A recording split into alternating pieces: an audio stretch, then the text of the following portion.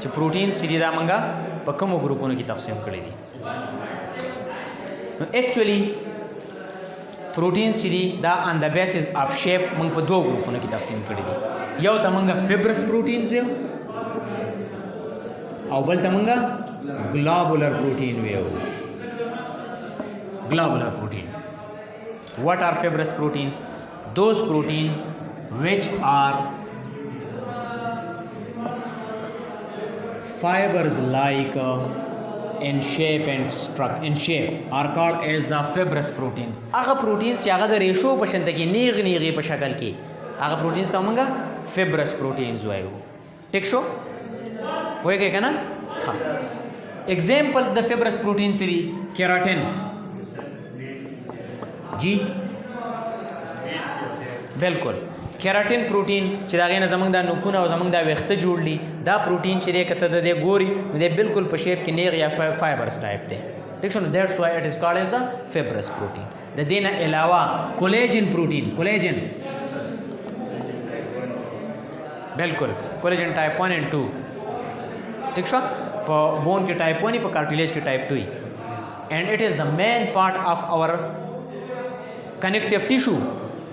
کارټلیج او بون محسنه دا د کنیکټیو ټیشو قسم دی او په هغه کې کم ایکسترا سیلولر میټرکس چې دی هغه د دې کولیجن پروټین نه جوړي which is fibrous in shape and which is the group of protein belong to the fibrous protein. ٹھیک شو؟ د دې نه علاوه عقیبه مایوسین پروټین present in muscles. په مسلز کې یو پروټین دی مایوسین هغه هم تاسو سره ریشي ټایپ دی فایبر لایک دی ها په سایټوسکیلیټن کې ومي او په هغې کې دومره نه ایز کمپیر ټو د اور مسلز. ټیک شو؟ په هغې کې مینلی ټیوبولین پروټینز دي. ټیک شو؟ د هغې سره ایکټین پکې ومي مایوسین پکې ومي ټروپونین پکې ومي پروپومایوسین پکې ومي. ټیک شو؟ خو دا مایوسین پروټین چې دی دا سره کوم پروټین دی؟ دا فیبرس پروټین دی ځکه چې د دې سټرکچر چې دی هغه بالکل فایبرز لایک دی. سټرکچر یې څه دی؟ فایبرز لایک دی. چې دی راوړو چې بیا بل دی موږ سره ګلوبولر پروټینز. ګلوبولر پروټینز کوم پروټینز دي؟ دوز پروټینز which are not linear هغه پروټینز چې هغه لینیر نه نیغ نه فایبرز ټایپ نه خو هغه ګلوب جوړوي. څه شی جوړوي؟ ګلوب جوړوي چې هغه په مختلف ډایریکشنز کې بالکل تاو شوي راتاو شوي دغه قسمه پروټینز ته موږ یې شوي وو globular proteins. Common example of globular protein are the hemoglobin. Hemoglobin چې دی is the globular protein which you know that it is the protein which is responsible for the transport of oxygen in the body. اوس منګوي. ٹھیک شو؟ نو هیموګلوبین چې دی دا سره globular protein دی.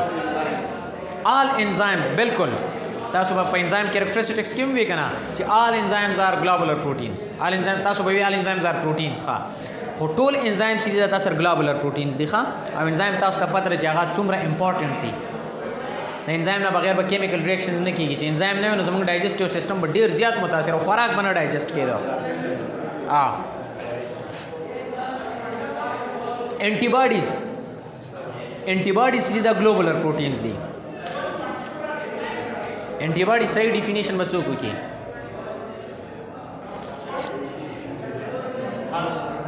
ها an immunoglobulin ورته ولې وایي because it works in your immune system and globulin because it is a globular protein. دا proteins دي ښه an immunoglobulin which are produced in the body in response to an antigen. د انټیجن په جواب کې چې په باډي کې څه شی پیدا شي د دې لپاره چې د انټیجن مړ کی دې ته موږ یې شی ویو انټي باډي او انټیجن هغه چیز دی فارن چې هغه ستا ایمیون سیستم چې دی هغه سټیمولیټ کولی شي.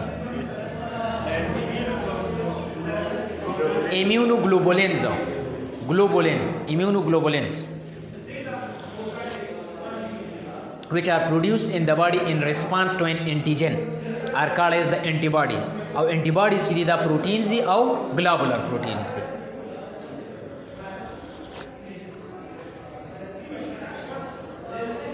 ها کلاسیفیکیشن شو د شیپ په بیس باندې وشو. ټیک شو. اوس په موږ د سټرکچر په بنیاد کوو.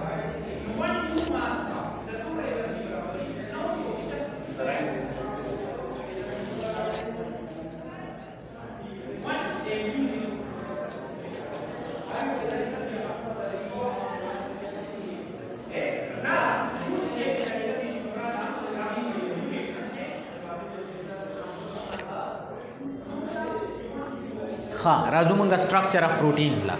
سټرکچر اف پروټینز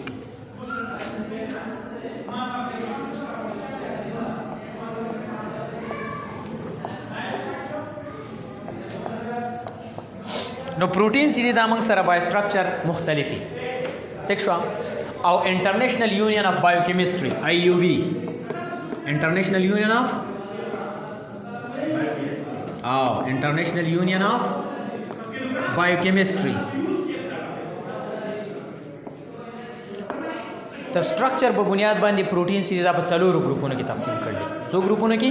په څلورو ګروپونو کې. نمبر فرست پرایمری، نمبر سیکنڈ سیکنڈری، نمبر تھرڈ ٹرشری اینڈ نمبر فورتھ کوارٹرنری. کوارٹرنری primary structure, secondary structure, tertiary structure and quaternary structure. All proteins which are present in nature will have one of these structures.